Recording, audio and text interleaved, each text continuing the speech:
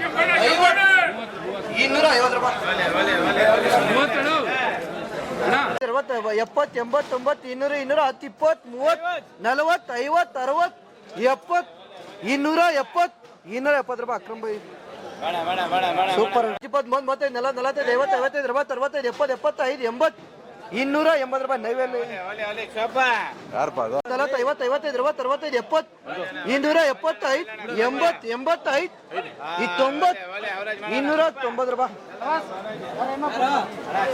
70 75 85 90 95 300 300 ರೂಪಾಯಿ 60 70 80 90 ಸರಿ. ಈಗ 300 ಬರೀ 300 ರೂಪಾಯಿ SR ಕಂಪನಿ 85 90 95 ಸರಿ. ಈಗ 305 10